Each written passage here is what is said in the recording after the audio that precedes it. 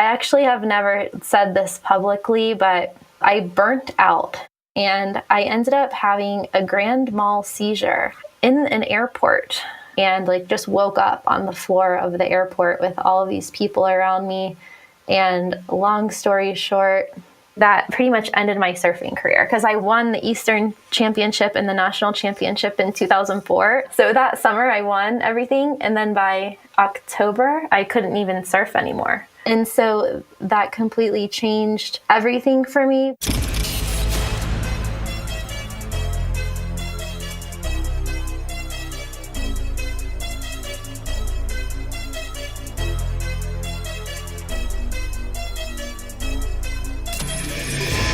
This is the Maverick Show, where you'll meet today's most interesting real estate investors, entrepreneurs, and world travelers, and learn the strategies and tactics they use to succeed. And now, here's your host, Matt Bowles. Hey everybody, it's Matt Bowles here, and our guest today is Kristin Wilson. She is a location-independent business owner and a full-time digital nomad who has lived in over 50 countries. She knew she was an entrepreneur from an early age when she won the 5th grade spelling bee, but proceeded to fail all of her career inventory tests throughout middle school. So she decided to chart her own course, make money from lemonade stands, and pursue her passion of surfing. By age 21, she had completed her MBA and won the National Surfing Championship in the NSSA College Division. She then went into real estate, moved to Costa Rica, and proceeded to sell tens of millions of dollars of real estate in Central America over the next 6 years and was featured on House Hunters International. In 2011, she founded PokerRefugees.com, and she has internationally relocated over 1,000 online poker players, sports bettors, and others to 25 countries. She's been featured on ESPN, Bloomberg, the New York Times, and many other media outlets. Kristin runs her business remotely as she travels the world, documenting her adventures and travel tips on her popular video blog, Traveling with Kristin. And she also runs the rapidly growing Facebook group, Long-Term Digital Nomad Success. Kristin, welcome to the show. Thanks, Matt.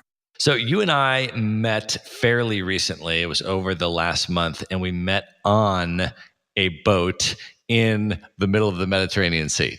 That's correct. I think it was actually almost the last day, sadly. It was, and it was unfortunate because we started talking to each other, and then we ended up, and it was like 2 or 3 in the morning, and we were still talking to each other, and we're like, how is it possible that we literally didn't meet each other until the last day? Yeah, I was at dinner, and a mutual friend was referring to, I think, your presentation or workshop or one of your meetups, and I was like, oh, who is that? I missed that because, of course, the cruise was so action-packed that you couldn't go to everything. So, you could probably only go to a small amount of it. And I hadn't even heard your name yet somehow. And so she introduced us. And then from there, we all just talked from dinner into the early morning hours. And I'm really glad that we got to connect at the end. Yeah, me too. And it was like, but then by the time the end of the conversation, we're like, how is it possible that we haven't been having these conversations every day on this boat? And I said, but I definitely want to make sure that I get you on the podcast because that one conversation, I was just super impressed with so much stuff about you. So let's just start with this. I mean, maybe tell us a little bit about your lifestyle, what it looks like, sort of, maybe the last year or so, what your trajectory has been, just so people can get an understanding of what your lifestyle actually looks like. Sure. So my love for travel came at a very young age, as far back as I can remember, probably elementary school. So I had already been traveling a lot, as much as I could from the time I was around 18, and I could do whatever I wanted at that point, technically speaking.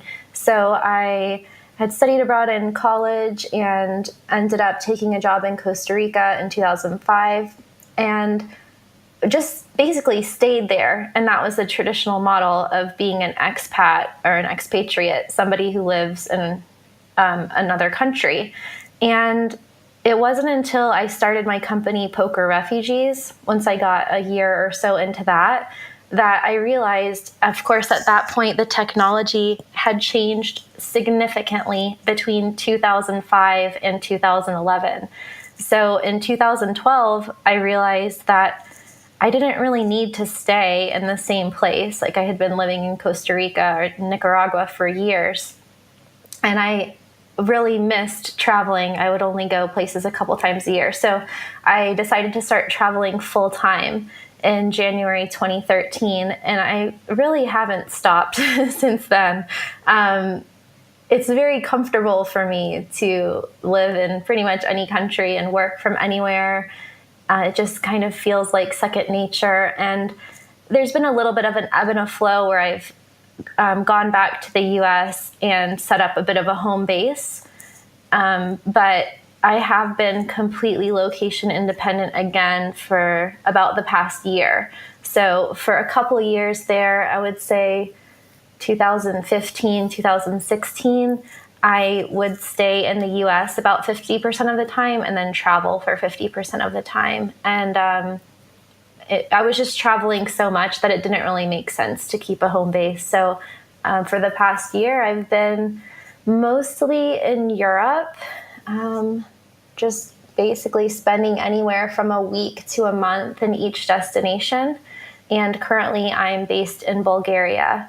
And what types of places, though, have you been over the last year, and what types of things have you done and experienced? Because one of the things that I've been very impressed with about you, as you started to tell me sort of your itinerary and trajectory, is how you really architect an epic, lifestyle, right? I mean, you focus on lifestyle design and you do it at a particularly high level. So if you're comfortable sharing kind of some of the highlights of the things you experienced over the last year or so, I think that would be amazing. Sure. Yeah. So one of the things that I love about this lifestyle is just that you can basically design it how you see fit.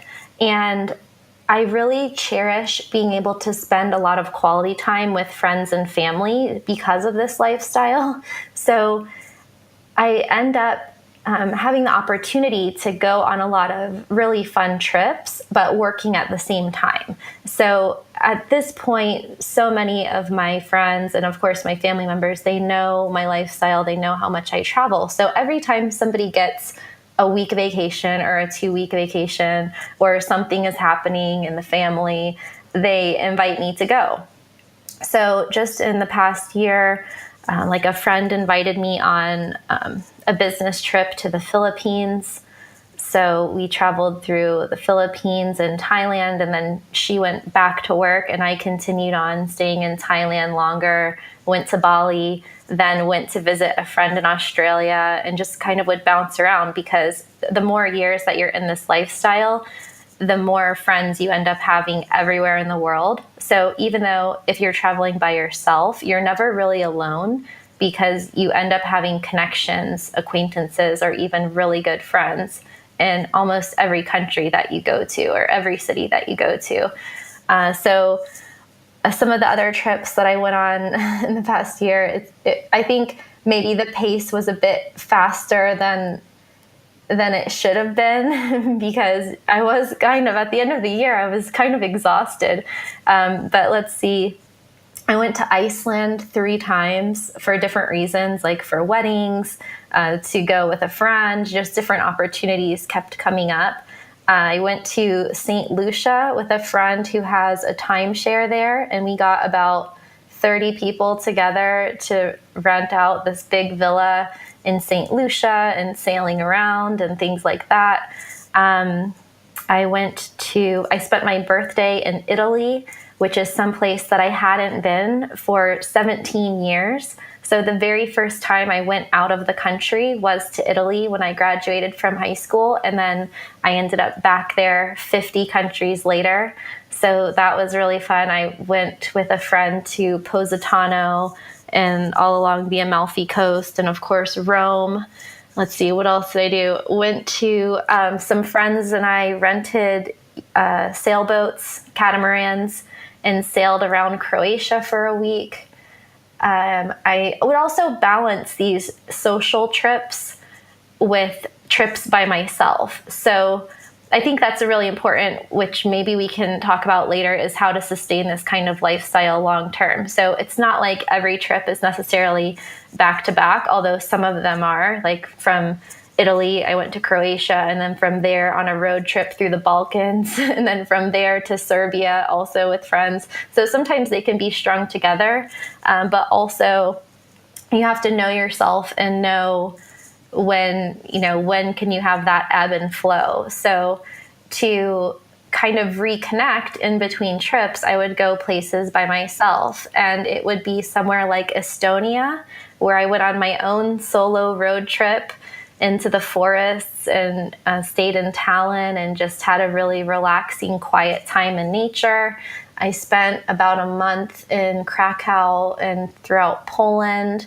And then when you're ready for some fun again, it's still fun either way, but then I went to Oktoberfest, for example, in Munich and got to experience that. And even though I went by myself, there were so many people I knew there from different countries around the world. So I got to connect with different people on different days, and that was really great as well.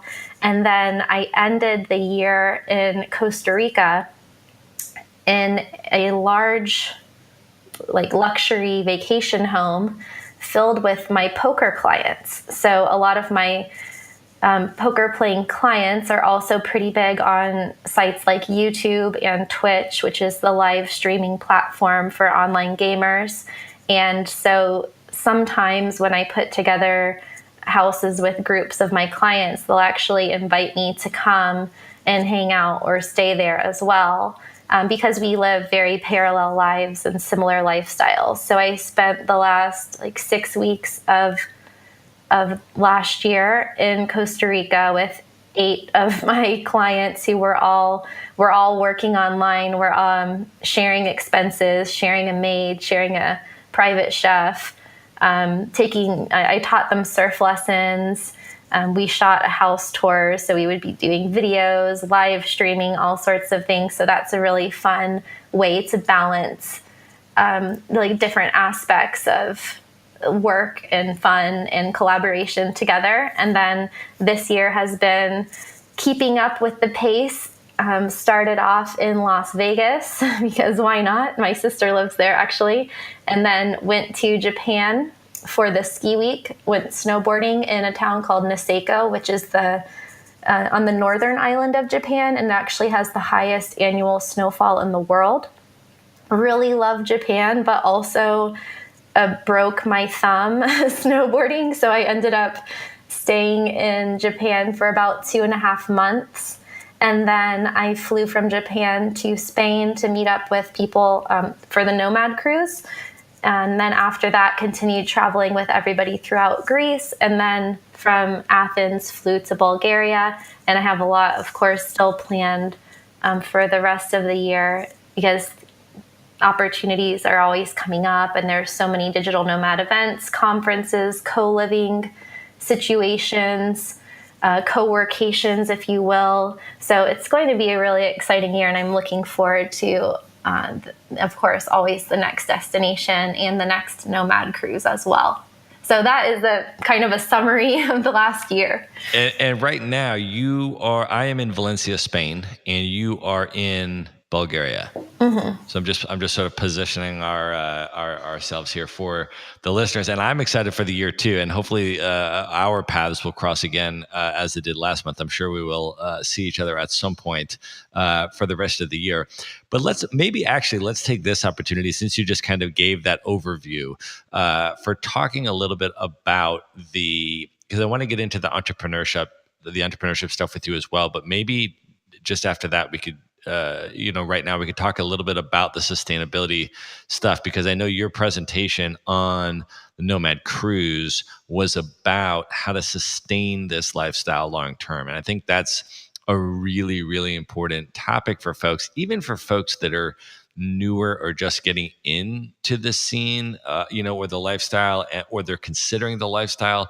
One of the things that I think people's mind initially goes to is, well, what's the long-term, prospect for this kind of thing? And then people that are already into it, come across different sorts of challenges, or in different ways. And so I think the way that you've put together some of your concepts for sustaining this kind of lifestyle that you just described are really, really important. So maybe we should just go into that right now. Can you start talking about what some of those sustainability pillars are for long-term nomad life? Sure. So this is definitely, as you mentioned, this is something that is really important for people who are already in the lifestyle and who are just starting and who haven't started yet, because it gives them kind of an idea of what they can expect.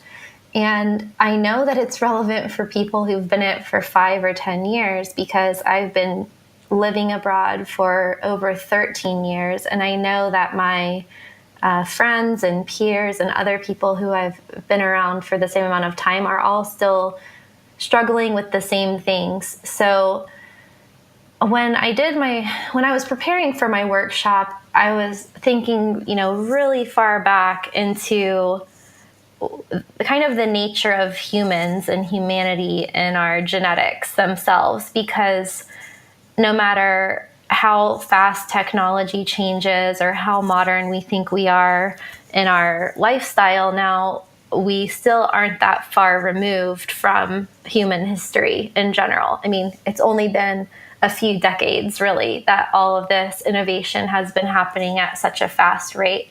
So there's just right now, not only for digital nomads, but for just people on the planet in general, there's a pretty big disconnect between what we need to be healthy and happy and kind of our modern day reality.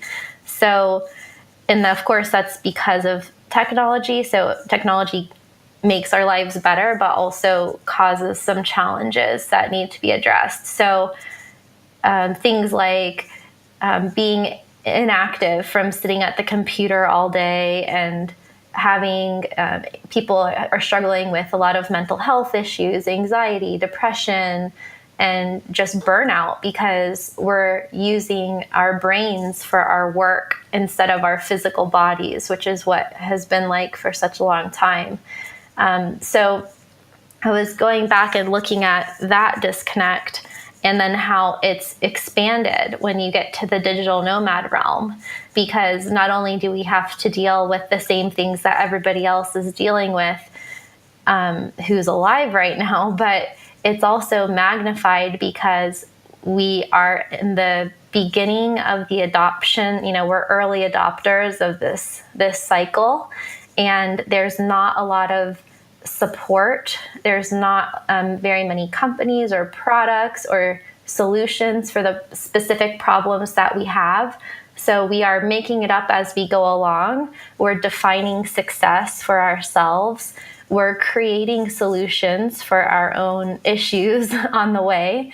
And there's just not really an infrastructure built for people in this lifestyle. So I think that is a really important point before even getting into like the reasons why people fail, and then of course how they can succeed, because we can't look at that until we see what the challenges and the problems are. So the first thing is just to really give ourselves a break, because we are the first ones to be figuring this out kind of on our own terms, and then the things that will help us in the future, that's all kind of catching up to where we are now. So the main factors that I identified of where things go wrong, and sometimes this happens before it even starts, is there's basically 4 things. So a lack of money,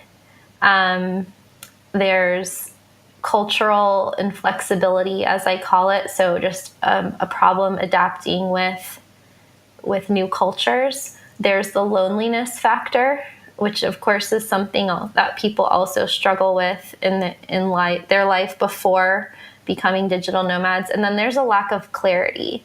So for lack of funds, for example, you've seen probably on the internet, or you've maybe heard people talking about how they, just said F it. And I don't know if we can cuss on your podcast, but they just bought a one-way ticket somewhere quit their jobs. You've heard of that kind of story, right? Yeah, of course. And yes, Kristin, you're more than welcome to cuss on my podcast.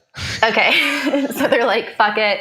I'm leaving this job. I hate it. I'm going to take a one-way ticket to Bali or Thailand, and I'm going to figure it out. And that's like, so many people do that. And that's the first step on your way to failure in sustainability in this lifestyle. So running out of money, cultural inflexibility, people who kind of live in a bubble and never really get integrated with the community for whatever reason. It could even be that they're not spending enough time in each of the places that they're going to. They're just going through their bucket list, checking things off, and partying with other digital nomads or backpackers or things like that. And they don't even realize for months and sometimes years that they never really connected with the places that they were because they were going too fast. And then loneliness. I think loneliness is like a mindset, and you can feel lonely even if you have a family and a partner and everything looks good on paper. You can still feel lonely, but this is exacerbated when you're traveling around the world by yourself. With the lack of clarity, it's really tied in with the lack of funds.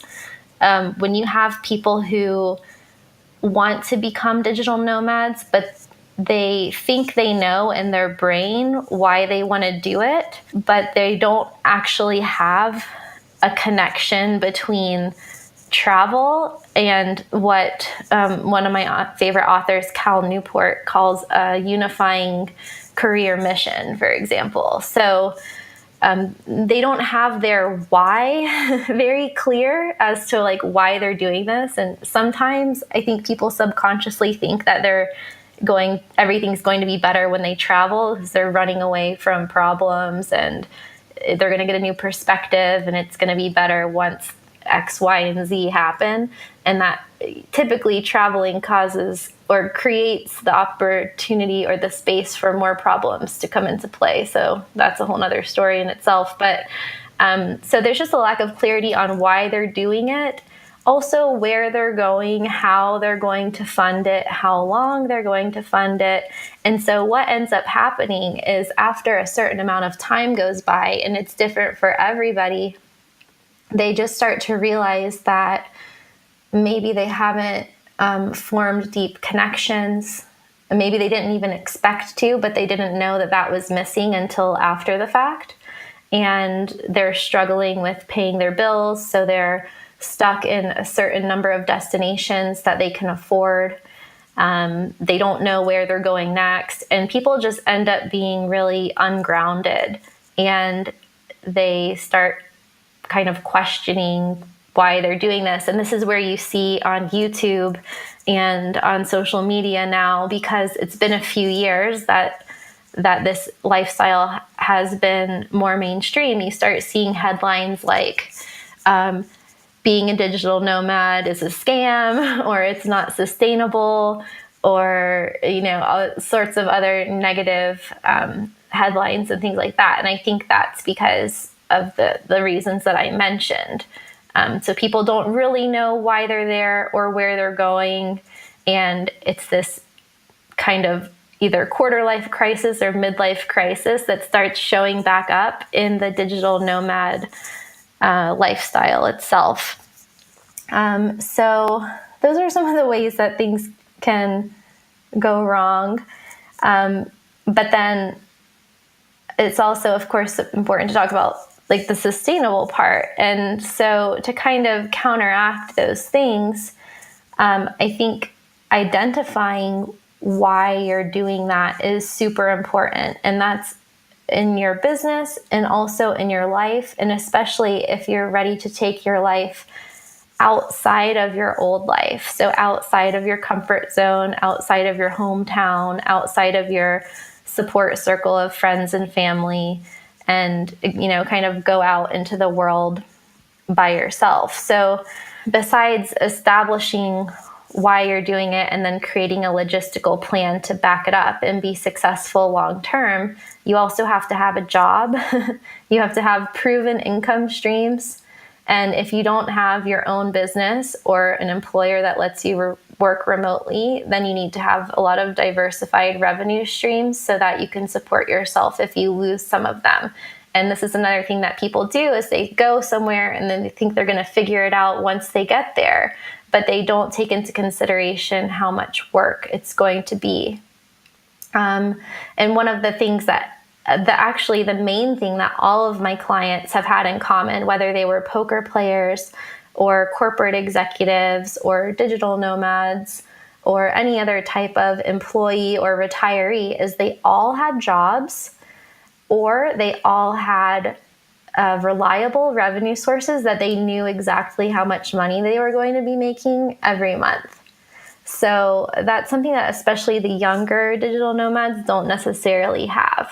And then another thing that came up, because I actually talked to and interviewed a lot of my friends and clients about who had been abroad for 5, 10, 15 years, about what they felt like made them the most successful and helped them to keep going for so many years. And being open-minded and laid back and kind of rolling with the punches was one of the main things.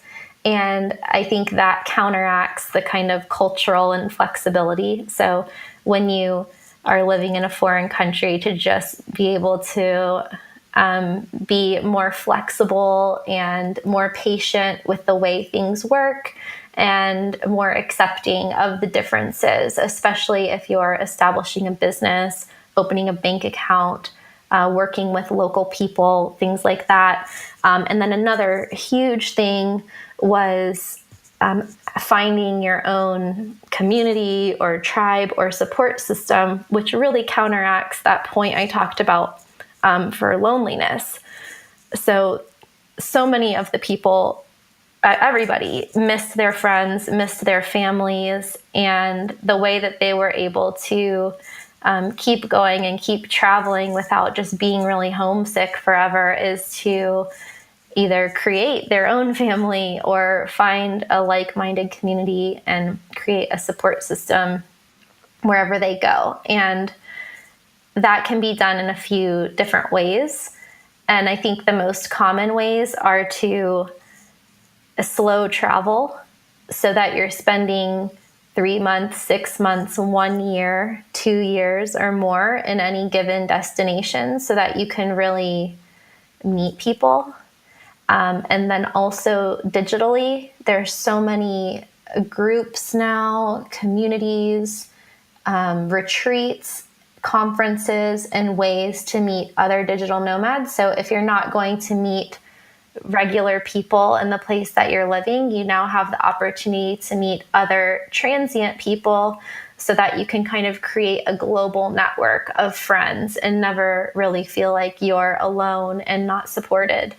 So, of course, my workshop was like 90 minutes long. So that's a really small summary of kind of the problems and the solutions. But the main formula for success is to just have a really clear defining mission for why you're going to go location independent, having a good plan, having reliable funding, having a good self-awareness and giving yourself space to reflect on what you're doing and why, again, checking in with yourself, having a flexible, positive mindset, having a community, and then, of course, also putting in the work. So you have to work a lot unless you have, some independent income streams that you don't need to maintain in some way. But a lot of people don't work enough. So that would be the other tip. And I think if you have those 6 things covered and you revisit them on a regular basis, then you can just continue as long as you want. And also keeping in mind that you don't have to do it forever. You can always go back home, or wherever home is. You can always choose to make a place your home and stay there. You don't have to be perpetually traveling as a digital nomad. You can do it while you're enjoying it. But if you're following this sort of success map, and you are recognizing warning signs for when you're not happy and when things aren't working, you can say, hey, let me take a break. Let me reconsider my lifestyle. And maybe it's time to change it up a little bit for a while, because you can always go back home and you could always decide to start traveling again. So it's just kind of knowing yourself and knowing your limits, and recognizing when things change, proactively trying to resolve any problems, and just basically repeating that throughout. And there's no, like you were saying, there's no one end game for everybody. This lifestyle is evolving all the time. So there's really nothing there's not one outcome that you have to achieve at the end. It's one of those, like, the journey is the destination things. So it's just, as long as you're enjoying the journey, and just keep doing it, and, understand what you can change and what you can't. And I think you can definitely find an equal or superior level of happiness than you can in, like, the regular kind of more constricted lifestyle that we are brought up to believe that we have to have. So it's just being able to have the choices and the freedom that we have, and then also appreciate it and keep it in perspective, so that that freedom doesn't become a trap in the lifestyle itself, if that makes sense. Definitely. I think those are really important tips. And I, in my own sort of digital nomad journey, and as you know, I have been full-time location independent outside the United States since 2013 as well. I've lived in over 45 countries just in the last 5 years. And, I discovered some of those different points that you made kind of as I went along, right? And I didn't start my journey by saying, okay, today I'm going to be a digital nomad and ready, set, go. Exactly. It sort of evolved. Like, I had a vision for the concept of location independence from the beginning, because I read The 4-Hour Work Week by Tim Ferriss in 2007 when it came out. And that was at a transitionary moment for me in my life when I had just been fired from my job. I had decided I was going to start a business and figure that out and go the entrepreneurial route. And I read the book and I was like, okay, I'm building a business with location independent infrastructure. And that's what I'm going to do. And I worked really hard to do that. But I didn't utilize the location independence for, long-term international itinerant stuff. I was basically based in Los Angeles because I liked Los Angeles, and I was in a relationship with someone in Los Angeles, and that was a cool city. I didn't have any business purpose there per se, because I built a location independent business. And so I wasn't leveraging the location independence to do the international stuff, but I was seeing the value in that freedom of mobility. I could just go home for the holidays and spend a month, with my parents if I wanted. I didn't have any geographic restrictions on me. And so, but to your point about the building up the stream of income first, right? I definitely had done that. I had built that up, and I had a functioning, location independent business. And then it was just, my relationship partner at the time needed to leave the country to do she was doing a PhD at UCLA at the time. She needed to go do her dissertation research in Egypt. So she's like, I need to go to Cairo for the year. I was like, cool, let's roll. And so we just went to Egypt for the year. And then after that, but we were just, at the time, we put all our stuff in storage, got rid of all our stuff. And I was just thinking, oh, maybe like we'll come back after the year to LA. This will be just like a year away. But then we were like, the next year she just had to like write her dissertation, and she had a year to do that. We're like, well, we don't really need to go back to LA for you to do that. Why don't we just pick like our top 5 places in the world that we love to live and rent Airbnbs for 2 months at a time, And we're like, cool. So then we went and did that. And all of a sudden then we're in Rio de Janeiro and Cape Town, South Africa, and all these like super cool places, right? And so it just sort of evolved in this way where it wasn't like, okay, now we're going to be digital nomads. It was like kind of based on some of her stuff. And then we're incorporating the lifestyle design. And then eventually, she and I broke up, and I decided that I wanted to continue traveling, but I had the main challenge that I saw before me at that time was what you were talking about with the social isolation and the loneliness, right? Because even though I was traveling the world with one other person, we were itinerant, we were moving around, and we're not effectively and meaningfully plugging into like broader social communities in those areas. And to be honest, I wasn't even aware that those social communities may have existed, or like how to even begin doing that. And so then in 2016, after we broke up, I joined a program called Remote Year, which is one of now many businesses that are coming into this space to cater to these types of needs and these types of voids and these types of challenges, right? And so this was a program where you sign up for a full year, and it's, you go and travel the world with somewhere between 30 and 60 people who all have remote jobs of some kind. They could be employees that work remotely, they could be business owners, they could be freelancers or whatever else, but they have a location independent income stream. And the company Remote Year takes the entire group. You travel together for the whole year with the same people, and you live in a different city each month for 12 months, and they take care of all the accommodations and the co-working space and 24/7 access to Wi-Fi, which they have technicians to make sure it's working and everything, and they take care of all your international airfare. So they take all that logistical stuff and handle that for you. But even more importantly, the most important thing to me, the value that I got out of that experience the most, was the community, because I was with the same people for 1 year, and we saw the world together. We explored the world together. They were all interesting people, passionate about travel, had been able to somehow create a location independent lifestyle for themselves. And that was just a really amazing experience. So when I had that, I realized like, wow, like there are ways to really solve for any of these problems that you might feel. And there's companies that are increasingly, now there's a number of companies in the space that are creating really cool, interesting opportunities for digital nomads to solve for these problems. And so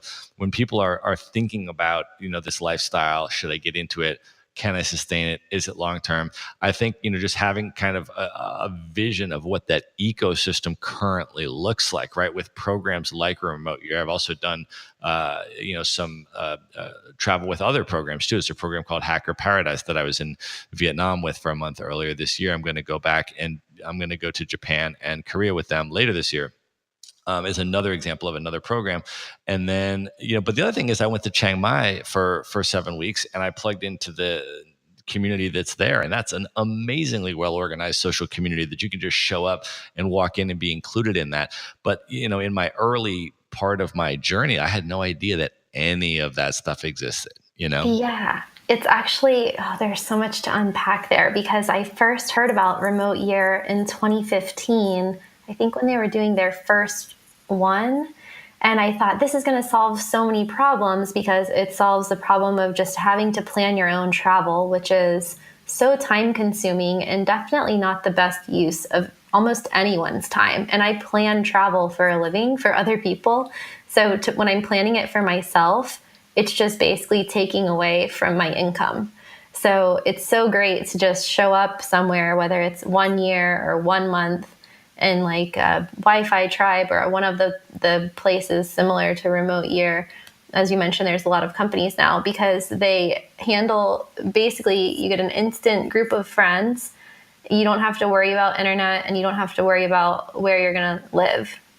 And it's typically more affordable than it would be if you were kind of doing short-term travel by yourself. I mean, Remote Year, not as much, but I usually end up spending more money if I'm just hotel hopping and Airbnb hopping, rather than if I'm staying at one co-living place at a time. And I didn't do Remote Year because I wasn't ready to commit to the whole year, because I had other things going on and I had already been in the lifestyle for a while. But I have now stayed at Rome co-living in Japan, and I've joined the Wi-Fi tribe, so I'm planning on doing a couple of those chapters.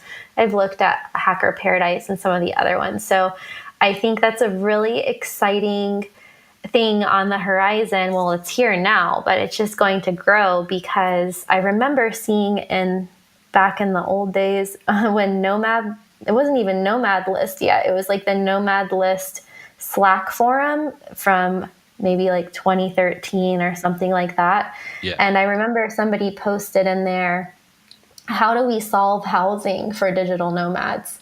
Because there's so many problems with that, because you basically only in the world have a market of houses or properties for sale for long-term rent. sublets, or vacation rentals. And digital nomads don't really fit into any of those categories. We're more looking for like midterm, affordable rent. And, we're not going places for a week vacation paying a premium, but we don't necessarily want to sign a 1-year lease. So it's really cool to see how this co-living, co-working dynamic has solved the housing problem in a lot of ways, but also solved the related problems with the lifestyle, with like loneliness and things like that. And if we get a critical mass, which is definitely happening, I think, in the next couple years, I mean, if there's millions, hundreds of millions of people living a location-independent lifestyle, whether they're in their home base or traveling around, I think we can have that like global network and that global community that doesn't necessarily have roots in any one place, but it will just be such a big community that it won't be any different from being a citizen of a country or a resident in a specific town, because it will just be so well connected and so big. Don't you agree? Totally agreed. And the more you travel around, and the more of those types of programs and experiences that you have, and the events that you participate in and things like that, it really is amazing, right? Like that Nomad cruise that we just went on, right? There was 250 digital nomads. I think the next one they're going to try for a lot more than that. And you just show up, and it's like everybody wants to meet you. They want to get to know you. They want to hang out with you, whether it's have fun with you and laugh and go dancing and do stuff, or whether it's like talk about business ideas and like are interested in what you're doing and can help you with stuff, or whatever it may be.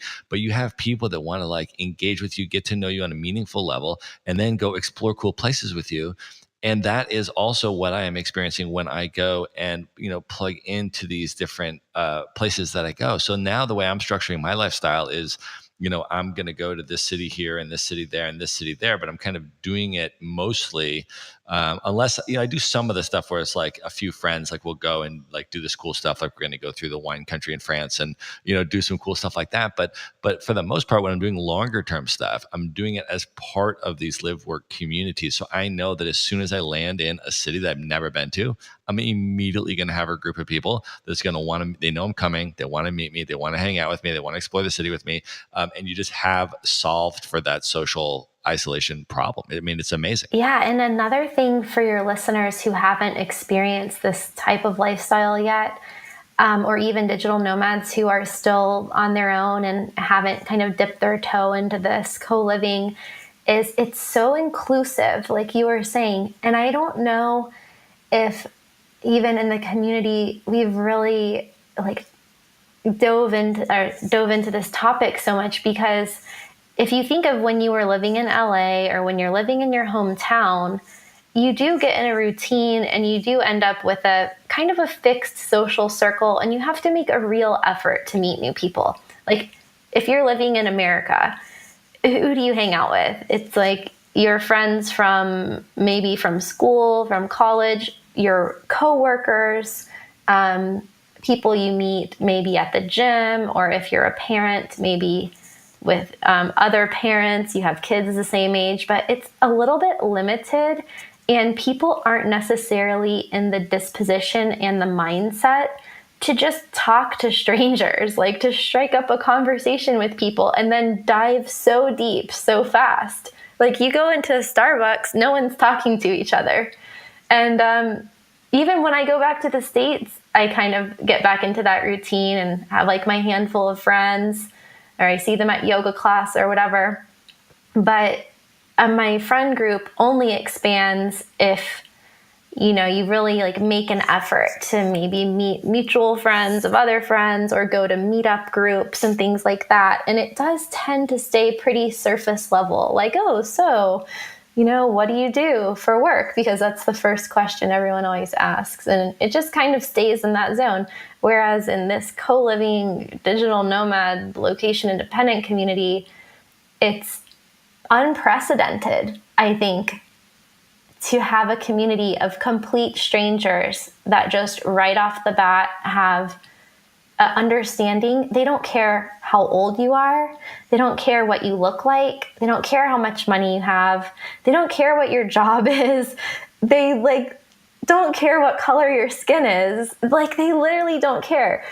And can you think of another place or another situation in life where that happens? Yeah, I totally agree. It's been really amazing for me to experience that. And it's been really exciting to see the growth in that digital nomad ecosystem and just the places you can go around the world and plug into those communities and how interconnected things are today.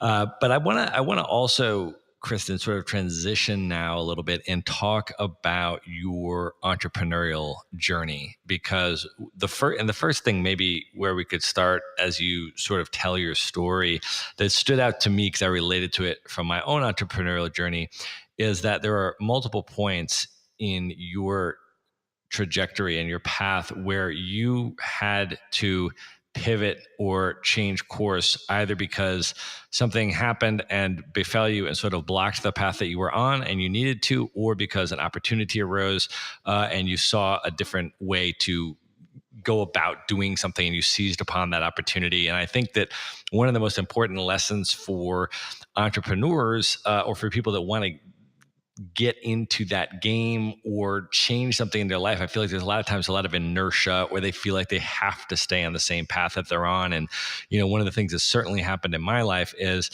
that I've had to just, when something befalls you or stops your path, you just have to figure out a way to pivot and to go a different direction or to see an opportunity and to take it. So I think you really embody that spirit pretty well. And I would love for you to just maybe talk a little bit about your journey and maybe start us back in your sort of college or even pre-college period, and maybe start talking about your passion for surfing and talk a little bit about that. And then you could kind of go from there and where that led you on your journey. Yeah. So if I go back to, I started surfing in high school and I didn't know how much I would love it.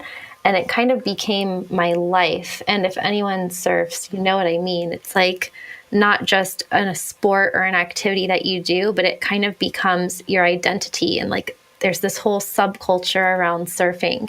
So I got really serious about that and started competing and everything. But at the same time, I was always really good at school and always got good grades. So I was very dedicated to my coursework in college and getting straight A's and things like that. But the one thing that I could never shake throughout that time was the anxiety and angst around choosing a major, because I feel like in the US, at least at that time and probably still today, there's this finality to picking a major. And I didn't know at 16, 17, 18, what I wanted to do with the rest of my life. And I think it's funny now that I'm in my mid 30s and I still hear people my dad's age and older who are talking about what are they going to do when they grow up. So I think that's something that everyone can relate to. But for a teenager, you don't know that yet. You just know that soon you're going to graduate and then you have to either get a job or go to college. And pretty much as soon as you get to college, you need to have an idea of the type of track that you want to go with. So in college, I changed my major so many times that by the time I graduated, I had enough credits for 2 separate college degrees. So I started college in, I think, 11th grade doing dual enrollment classes, had about a year of college done before I even got to where I studied, which was UCF, Central Florida in Orlando.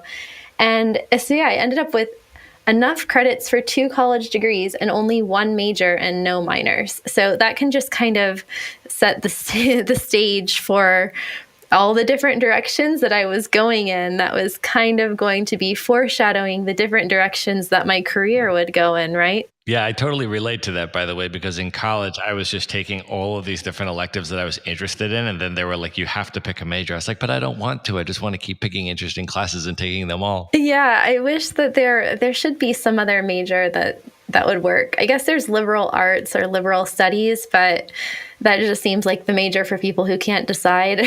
But, also at this point, whatever major you choose, you don't even really need to work in that specific industry. And today, like, to put things in context, back then, I didn't have a laptop.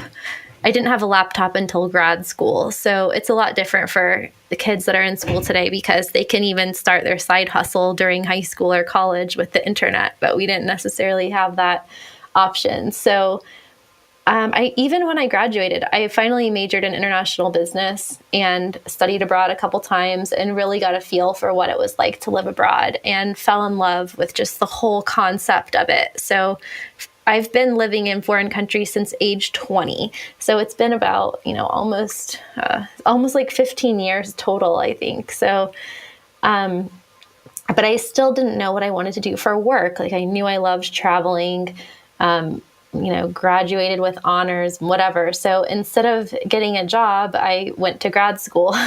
So that turned out to be a pretty good option, because getting an MBA, even though I did it in a 9-month period, and I think it would have been ideal to go get some work experience, come back and take my time with it. But I do think that it helped give me the tools to think strategically and differently than an undergraduate degree does. So if anyone's thinking about that, then that was something helpful. But again, I kept hitting these walls. So graduating from college, didn't know what I wanted to do. Then graduating from grad school a year later, still didn't know what I wanted to do. And something really kind of life-altering, I guess, happened in between when I started grad school and I finished grad school, which pretty much changed the whole trajectory for my life as it relates to surfing and my career. So I actually have never said this publicly, but I burnt out. It's that, that career burnout that people tend to get in their 30s or 40s. Yeah. I got that kind of burnout at 21 in grad school, where I was running on such little fuel. I was burning the candle at both ends, all that good stuff, with an internship. I was a graduate assistant. I was working part-time, going to school over full-time, and just probably drinking too much coffee. I was sponsored by an energy drink company, so I was drinking sugar-free equivalent of Red Bull every day, and I ended up having a grand mal seizure in an airport, on the Atlanta airport, actually, on my way to Costa Rica for a charity event, and just woke up on the floor of the airport with all of these people around me. And long story short, actually, I didn't even know what happened. They still put me on the plane in a wheelchair. It wasn't until I got back from that weekend that I turned on my cell phone, because that's when we had the Nokia phones or the Razor flip phones. So I powered on my cell phone to call my brother and tell him what happened. And somebody in the airport recognized me and came up to me, interrupted the phone call I was having with my brother to tell him what happened. And they're like, "Oh, you're the girl who has epilepsy. How are you doing?" And I was like, "Excuse me, what?" I thought I just passed out or something. And they're like, "No, the guy said," he's like, "I'm a doctor. I was going to a conference. I came through the airport and you fell on top of me," basically. And now he was in the airport in the same terminal 4 days later, going on vacation with his wife, and he saw me. So it was a complete 0% chance that happened, but that is the only reason why I even knew I had a seizure. And so that completely changed everything for me, because it put health in perspective, and it showed the dangers of what I was preparing for mentally, which were these 60 to 80 hour weeks in corporate America, right? So yeah, that kind of changed everything, because after going through testing and everything, they did diagnose me with epilepsy, and they took my driver's license away. So I'm 21 in grad school with no driver's license. They told me I couldn't surf for 6 months. Wow. And it was just the worst. It was the worst time. It was the worst feeling. I felt like I felt completely helpless, and that I was so lost and I didn't know what to do. And it wasn't until years later that now I think if that didn't happen, I probably would have continued with the status quo. And who knows? Like, who knows what would have happened? I don't know. So that actually, I would say that pretty much ended my surfing career, because I won I won the Eastern Championship and the National Championship in 2004. And then I had the seizure. Actually, I think it was the same year. I think it was a few months later.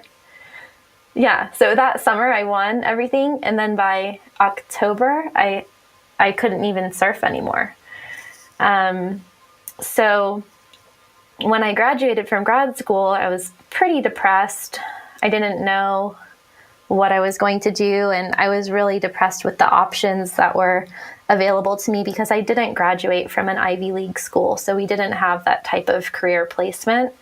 And just by random chance, somebody tracked me down. So it was when I was in high school, I was a lifeguard, and one of the guys I worked with, his older brother had moved to Costa Rica to start some real estate companies. And through word of mouth, he heard, or maybe, did I have Facebook? I didn't even have Facebook at that time. I don't know. Somehow he found out that I studied abroad in Costa Rica and spoke Spanish. And he reached out to me and offered me a job to help him open an office for a Coldwell Banker franchise in a little town called Nosara in Costa Rica. And so that is what started my journey living in Costa Rica. And of course, I thought that I would only do that I was still brainwashed. So I thought I'll just do this for a year and then go back to my real life in America. Was that your first sort of experience with real estate, or like he just offered you that job and then you were like, oh, real estate, never thought about that before, but sounds like a good plan to go to Costa Rica and learn about real estate? Yeah. And, I didn't even really think it was that good of an idea. I wasn't interested in real estate. It had never crossed my mind before. But this proved to be a good lesson as well, because I developed a skill set in something that I didn't necessarily love and I didn't have a passion for, but it helped me set a foundation for the company that I was going to launch 7 years later that I didn't know, I hadn't invented it yet, or I hadn't had that idea yet. So the only reason I took the job was basically because I knew I loved Costa Rica and I knew I loved traveling, and I had this seizure and like physical burnout. And I thought, and my family agreed, that I probably needed to calm down and maybe go somewhere that wasn't as such a stressful environment. So that was really nice to be able to live there for a few years and live on the beach and go surfing. I actually was able to get my license back and go surfing again and do yoga. I took a lot of side jobs like teaching surf lessons and working at a bar and restaurant and things like that to get by until the real estate took off. And so that kind of snowballed through the years and brought me to Nicaragua and then back to Costa Rica. But during that whole time, like it was, like you said, it was like this. Even though from the outside, my life looked perfect, like I was making six figures, I was living in paradise, I just still didn't love what I was doing. And so I changed companies, I changed countries, I started working for myself outside of a company just on my own. And it was kind of a roller coaster. And in 2009, I was kind of at my wit's end. I was like, I hate this. I don't want to do it anymore, but I like my life, but I don't like my job. And I ended up going to Bali for a month with no money. I was like, I'm just going to figure things out and just think about it. And that was one of the best months of my life. And that put things into perspective that you don't need to have a lot of money to experience this like feeling of bliss. And so on one hand, I was broke in Bali, kind of searching for meaning. And then I had just come from the real estate industry where people who were 40 years older than me who had saved money their entire lives and had like millions of dollars in the bank were moving to Costa Rica to replicate the life that I had as like a 22-year-old with, no money, or, it would come and go. So that also stuck in my mind because I thought all these people are waiting decades and saving all this money to do something that they could do with way less money. So it made me realize you don't have to be rich to travel, and you don't have to be rich to live abroad. Definitely. And it's usually most of the places in the world, if you're coming from the United States, or if you're coming from the United Kingdom, or if you're coming from Australia, or if you're coming from any of those types of countries, most places in the world are significantly less expensive than the United States, both in terms of accommodations and in terms of food and in terms of pretty much everything. And so you can really architect an amazing international lifestyle where you can even travel around pretty frequently and be pretty itinerant. And even with all of your international airfare included, you can usually do it in a way that is lower than the cost of living in a major city in the United States. Yeah. And that became just normal to me.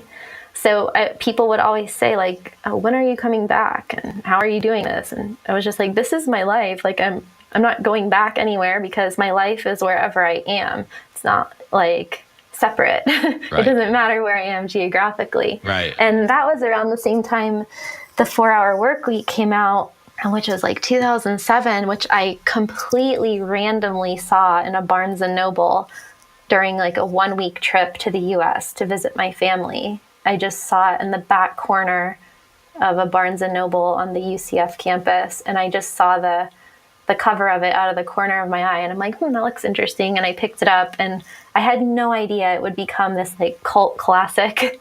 But I wish at the time of reading that I took more into consideration the principles that Tim Ferriss was talking about, because I definitely identified with everything that he was talking about, but I did not have an automated income. My income was very much me in person, showing properties, making deals happen, getting listings, and, just very physical work that I was very tied to that location. Right. So this is like something that I struggled with for years, because maybe there was a possibility that I could have thought of some other ideas of what to do, but I was so stuck in the habit of real estate that even after this kind of epiphany moment that I had in Bali, I still ended up coming back to Costa Rica and then taking another job in real estate because it was what I knew. It was a comfort zone. So even though I was traveling to all these different countries, living out of my comfort zone, I was still stuck somehow in my comfort zone of my career. Right. So that was like the 4th time I think I reinvented myself within the same industry. And for another year or year and a half, I think it was like another year. And then I decided, okay, I have to actually like make some moves. Right. And at that point, it had been about 6-7 years. So that's when I decided I'm done. Yeah. Now tell me this story though about, because you've never actually told me this story about how you got on House Hunters International and who the clients were that you were there with, and how that whole thing played out. What was that like? So this was at the time, I guess House Hunters is still a pretty popular show, and I really loved it because it was basically mimicking kind of my life. So it resonated with me a lot because I was watching other people doing the same thing in different countries around the world. And I just thought, why don't I try to get on the show? And I think they were looking for people. So I sent in a video, which is actually, it's still on Vimeo, which is really embarrassing. I think I need to remove it. Just auditioning for the show, and they really liked it. And we actually went through a big casting process where I had to submit the profiles of a lot of different clients because they have so many different demographic requirements for the buyers, which a lot of people probably don't know. So we knew we were going to do the show. We just didn't know who it would be. And so what they do is a deal that's already happened, they recreate it.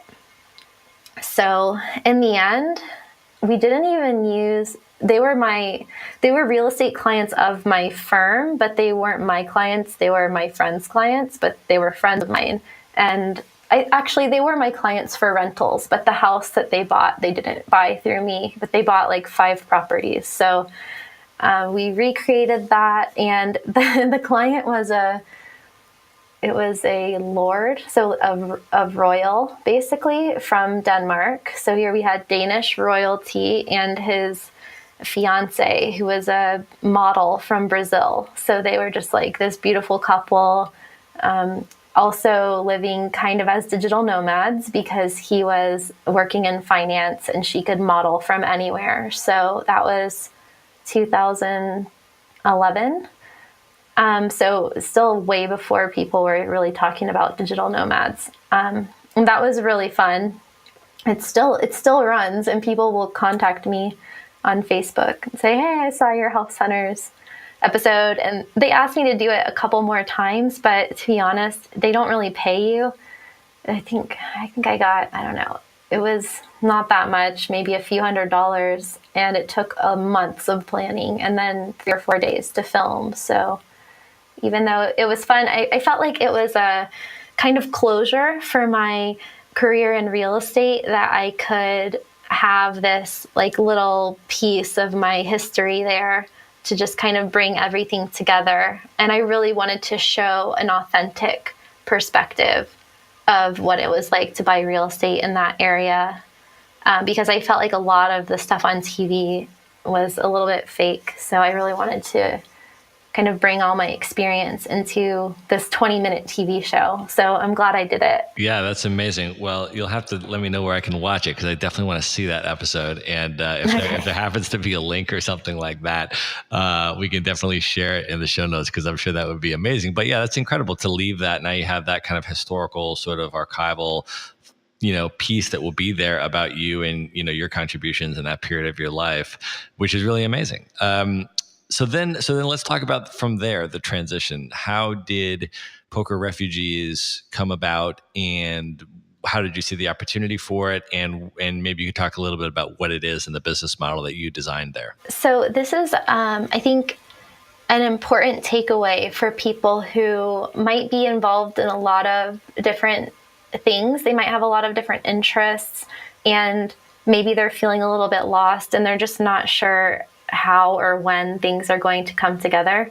So I had made a plan that I was going to exit the real estate industry, move back to the US in July of 2011. So I decided this was my New Year's resolution. I was like, okay, I'm just going to work like another 6 months or so, and then consciously plan a move back to the US, change into a different career, because I just felt like I had been doing the same thing for so long.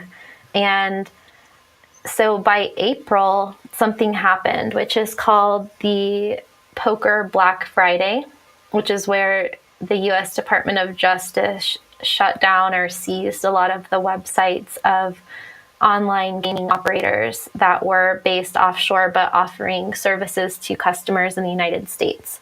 So this created a really big problem for many people, because I think there were millions, like 11 or 15 million US customers on these poker sites, and they got cut off from the sites. And of course, a lot of them were recreational players, but a good amount of them were professionals.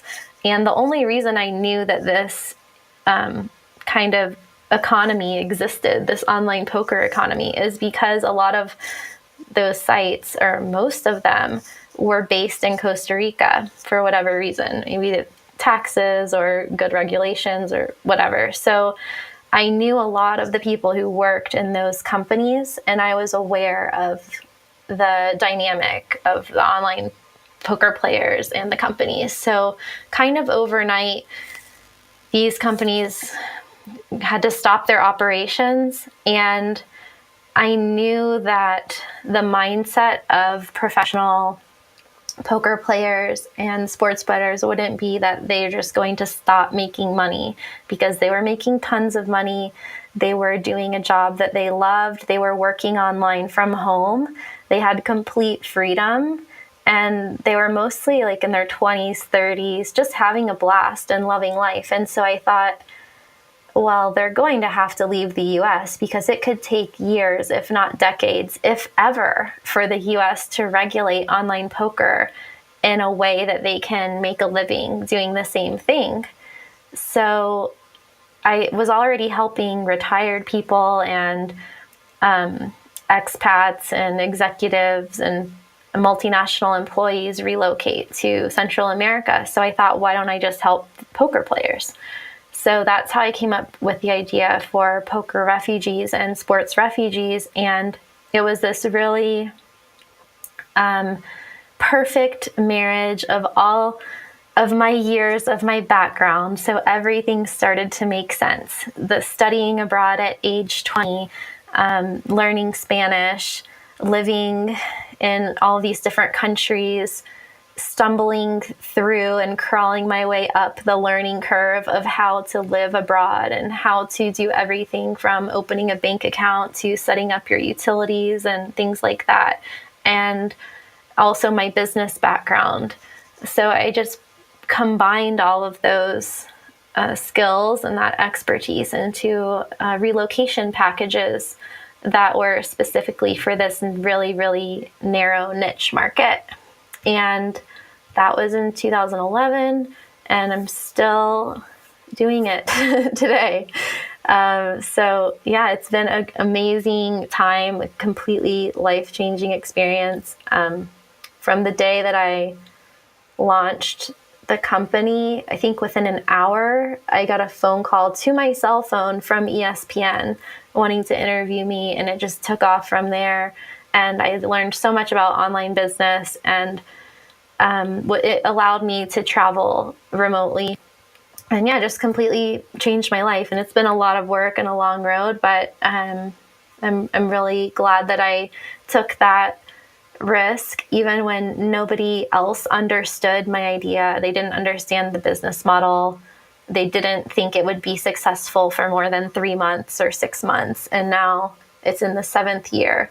So, but another takeaway to go back to the real estate is that it's also become a comfort zone the same way that real estate is, because it's my company, it's my idea.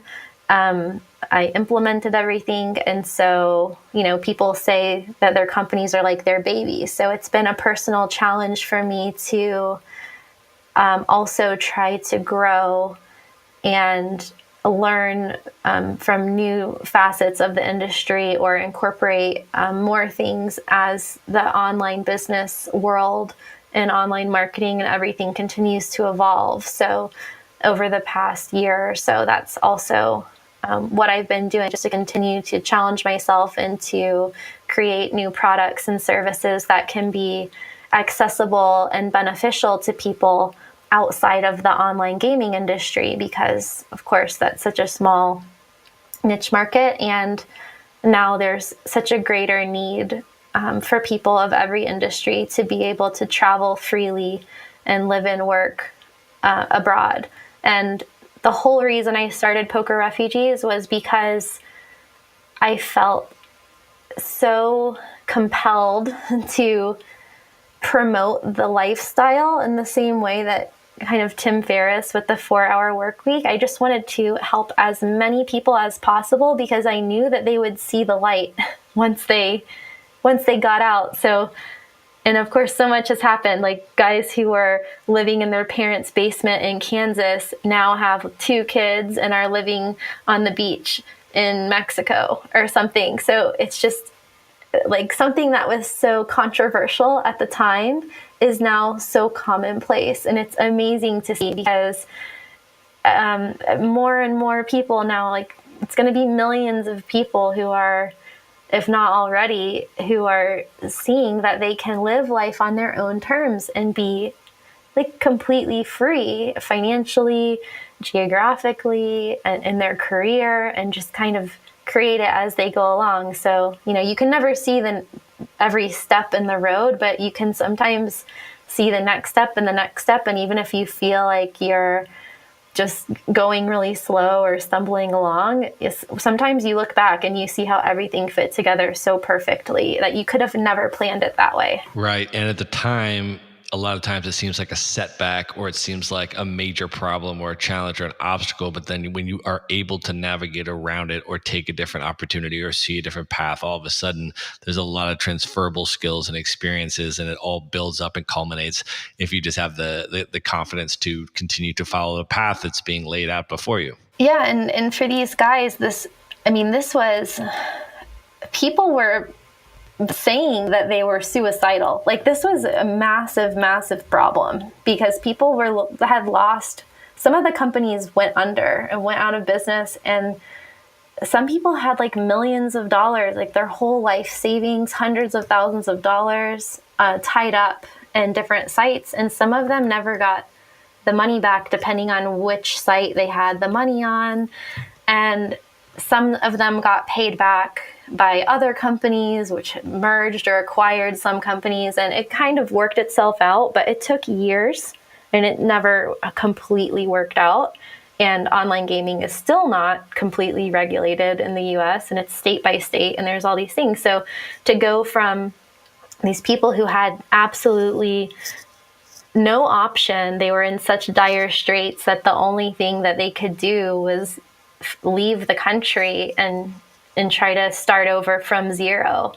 So I think that's pretty profound, that those people had that courage to take a leap, but maybe also they didn't see many other options. So some people went back to school, some people tried to get regular jobs, some people tried to play live poker, and some of them moved abroad. So it was really fulfilling to help play a part in turning a super negative, dramatic situation into a positive, both symbolically from my life, from how I ended up in Costa Rica to begin with, through like helping these 20-something-year-old, mostly guys who some of them or most of them never even had a passport, to go from that to a couple years later, people sending me messages from like South Korea, like, "Hey, Kristin, just wanted to thank you for everything. Like, now I'm in Asia," and they just got that courage and deeper self-knowledge and resilience to be able to start kind of expanding their mind and their boundaries and physically going to other parts of the world because they had that confidence. Yeah, that's amazing. So can you talk a little bit about the business building aspect of it, sort of maybe a little bit of behind the scenes, sort of the entrepreneurship business building track in terms of how, for example, you scaled your business? How did you build infrastructure for your business? Did you start hiring people, outsourcing things, building some kind of a team around it? What was sort of, as the business owner and founder, what was sort of your trajectory in that way? Yes, the business was a totally new concept. So there was no roadmap. There was nothing that I could follow. The closest thing would have been some sort of corporate relocation company, but I was just a small sole proprietor. So I really just created it out of thin air and built it as I went along. So I tried, it took me a few months to get everything planned where I felt comfortable launching it. And then once I launched it, we continued to reinvent the wheel a few times until we got the policies and procedures down. And so, as with most things, you start out without any policies, and then as things happen, you start creating systems and processes to try to streamline things and make sure everything's going well. So I did hire about 5 people in the first couple months. So an assistant, a general manager, just a lot of support staff, because there was so much communication, property searches, a lot of non-scalable activities. So that's basically what my business is made up of to this day, because when you're moving human beings to different countries, you can't really get many economies of scale. Everything's quite one-on-one, and everybody's different. Everyone is from a different country, going to a different country with a different budget, with different needs. So we do have a structure for each relocation, but it's extremely customized within that. So the main way, after I hired all those people at the beginning, I realized that I was spending more time managing my staff or equal time managing the staff and running the business. So I was getting back to working these like 12-hour plus days. And I knew from my previous experiences that that was not sustainable. So over the first year or so, I got things more streamlined and systematized, that I could just keep a smaller team and have it mostly subcontractors. So right now, everything is pretty much based off of 37 Signals Basecamp platform, which is a project management system. And I don't even have any full-time staff anymore. I use like outsourced independent contractors and that sort of thing. Yep. So once I switched to an outsourcing model from a full-time model, the number of hours I worked every day went down and my revenue went up, which didn't make sense. But that's what happened. So now, because we move people to so many countries, I'll have translators, drivers, concierge people, local guides that I can hire on a contract basis whenever we have somebody going to that destination, because it's really hard to forecast how many people are going to want to go to Costa Rica, who's going to Thailand, who's going to Malta. So yeah, I can basically run everything from Basecamp and high-rise CRM system on my computer. I think that makes a lot of sense. And I think the lowering of fixed overhead and, orienting it towards those types of customized projects and independent contractor type relationships, I think can often make a lot of sense for business owners. So I think those are really good lessons. Let me ask you another question. As a business owner, the entrepreneurial journey can get pretty stressful and it can get pretty challenging at different times. And I want to just ask you for some of the techniques that you use for things like time management and productivity, as well as things like stress reduction and those types of things. How do you structure your day, and how do you deal with high stress situations that occur in the business environment? Yeah, it's so important. And it's something that continues to evolve for me over the years, because I think our energy levels change, and just as we get older, we learn more and more about ourselves and our business. So I'm always tweaking my daily routine and my morning routine. And right now, I think I have it pretty dialed in. So the biggest things that have helped me be successful are to make sure that I'm traveling at a sustainable pace and rate, because when you're going really fast, you will just inevitably spend too much time traveling or planning travel or packing and unpacking. And it's just a huge waste of time. So I think people need to be really strategic with how often they're moving around and where they're going, just getting set up and getting settled in. So I try to stay in places for at least a month or so, ideally more, or even just to have a home base. And then it's less energy to take a side trip when you don't have to bring everything you own with you. So in a perfect situation, which I pretty much have right now in Bulgaria, because I'm in control of my environment and I'm living by myself, but around other digital nomads and near a co-working space. So I just try to focus on going to bed early, limiting like going out late at night, which can be hard when you're in a really fun city, and getting up early and doing the spending the first couple hours of my day doing my most important tasks. And it sounds really simple, and I know a lot of people have heard this before, but I don't know. I don't think people realize like how addicted to like stimuli they are from their phones and their email and things like that. And I started to feel like I was becoming my days were becoming too controlled by WhatsApp messages and emails and inputs coming in all day long. So I changed everything to where I try to wake up between 5 and 5:30, and I have a really set morning routine that includes meditation that is sometimes short, anywhere from 5 minutes to 30 minutes. A ritual where it's like meditate, do some activity, or sometimes I'll just do a quick like workout in my living room or something like that. Sometimes I'll go for a run, like 20 minutes, not too long, because if you work out in the morning and it takes you 30 minutes to go to work out and then an hour or whatever, and then coming back and taking a shower, like that can take out 2 or 3 hours out of your day already. So I try to keep that workout really short, and then make some coffee, always with like, bulletproof MCT oil, something like that.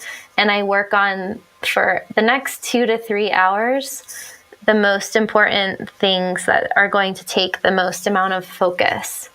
And that has allowed me to be so much more productive than if I just start out with, putting out fires or opening my inbox or looking at notifications for things. So I don't look at social media until like later in the afternoon because it's just a downward spiral.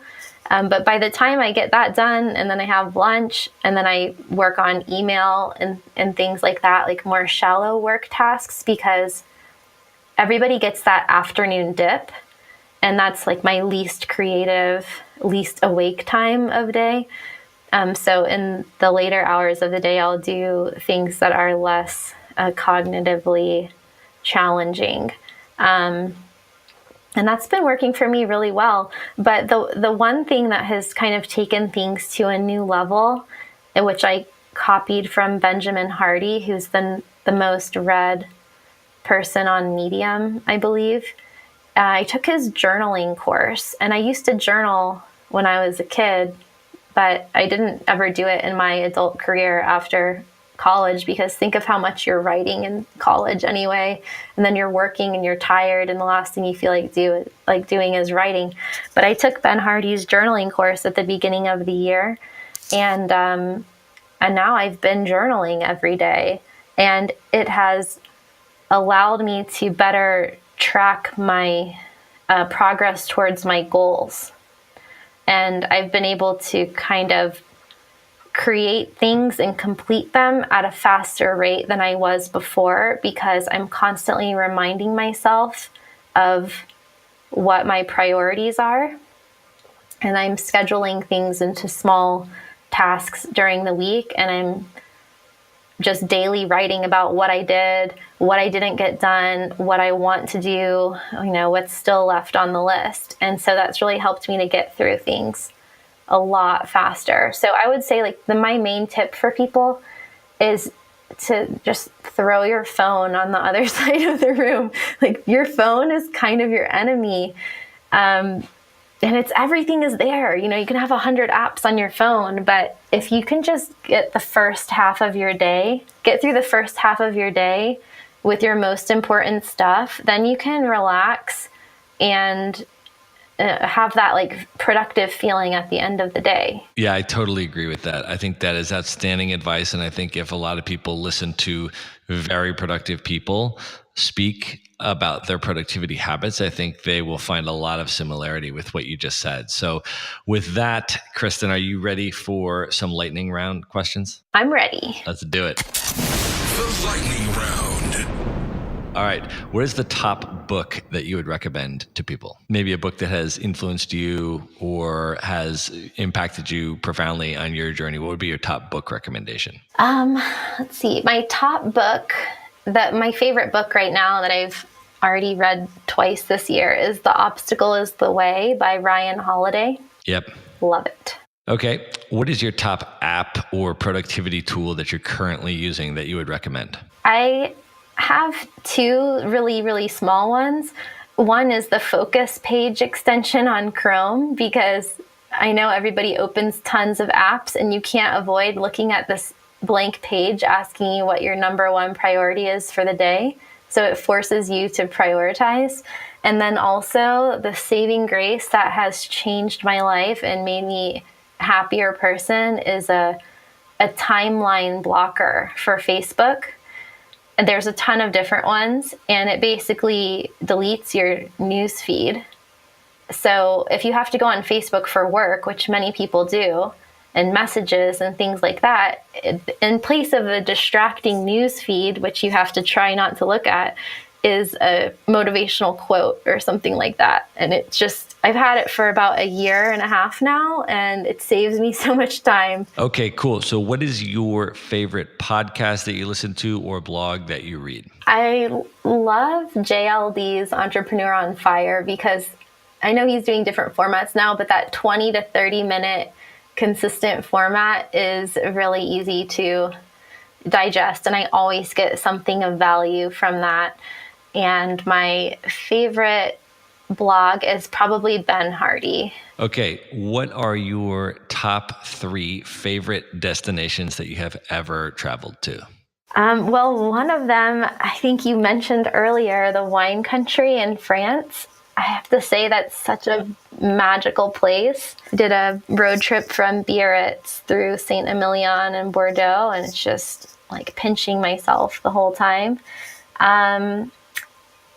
Another one is kind of a rogue destination in the very southwestern corner of Costa Rica, south of Pavones, the big surf spot. There's a little place called Punta Banco. And I don't even know if it's a town really, but it's just a small area on the border between Costa Rica and Panama. And it's one of the highest concentrations of plant and animal life in the world. And you just feel like you're in kind of like a little mini sphere of the earth. Like, it's so surreal to be there. It's like blue water and white sand, and there's no people around. Wow. I have not been there, but I will definitely need to put that on my list. That was not even on my radar at all. So that's very cool. It's very idyllic, and you'll see like toucans flying around and things like that. It's nice. And then my third favorite destination, probably for like living. Well, like, I don't know if I'd want to live in the wine country or in Punta Banco, but for highest quality of life, I've gone back and forth a few times between Vancouver in Canada and Amsterdam. I think just really, even though the weather is not the best in the world, they just have such a great culture there, open-minded, friendly people, so pleasant, water, nature, technology, infrastructure. It's like everything you need is there. Good food. Awesome. Those are good picks. I'm definitely also going to hit you up for recommendations on the French wine country, because I'm planning to do that next month. So I will hit you up offline for specifics on that. But I love that that's in your top 3. I got you. I figured you would. All right. Next question is, what are your top 3 bucket list travel destinations that you have not yet been to that are right at the top of your list at this point?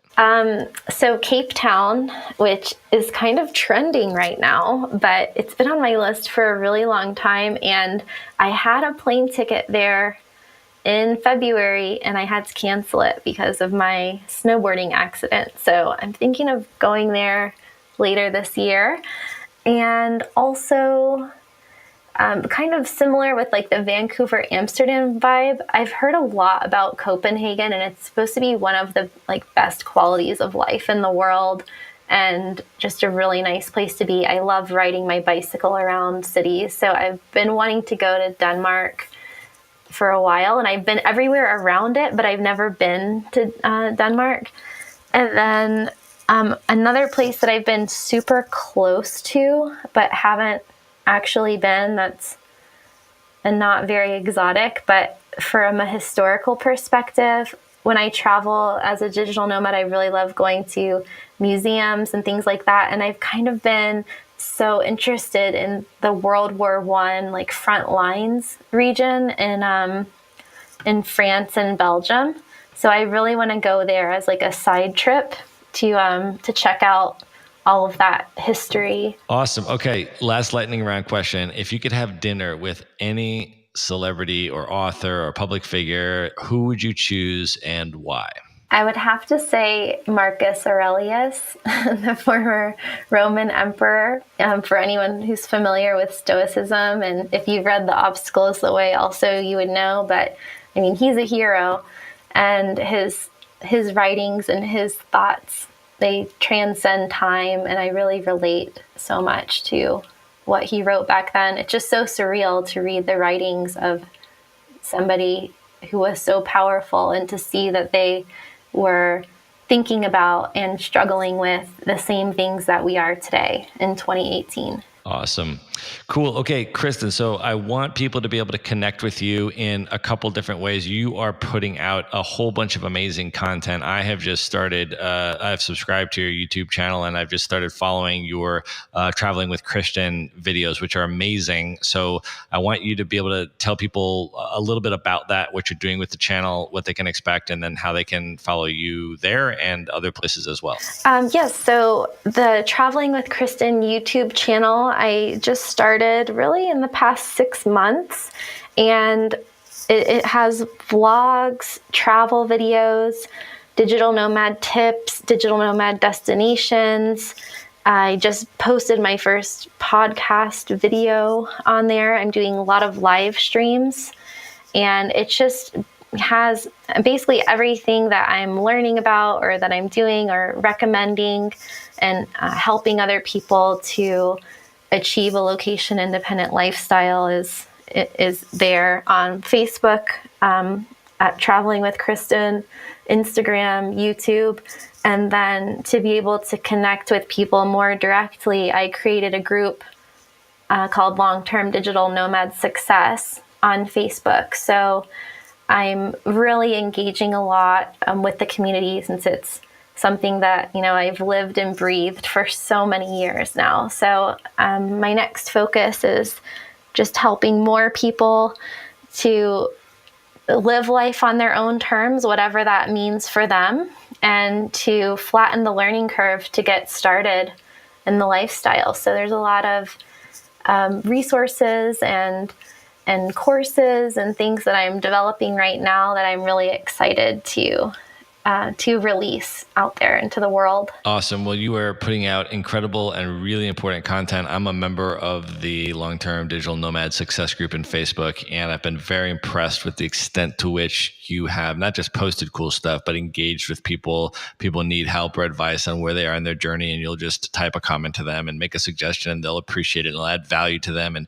you're definitely super engaged. I really appreciate being a member of the group, and would definitely encourage anybody else that's interested to join that as well. So what we'll do is we'll put the links to your YouTube channel and some of your other social media in the show notes, so people can just go there to the show notes page and can just grab all of that stuff. So we'll aggregate it for you, make it super easy to connect with Kristin, but definitely someone that you want to be following if you're at all interested in the world travel, digital nomad lifestyle, or just entrepreneurship and business building in general. So Kristin, thank you so much for being here. It was awesome talking with you. Thank you so much for having me. And if there's any other fellow nerds out there listening, I'm going to be taking a deep dive. Actually just launched my page on Medium, which I'll give you the link for that as well. So if you want to get really deep into these digital nomad topics and connect them like philosophically and academically, I'm going to be getting really into these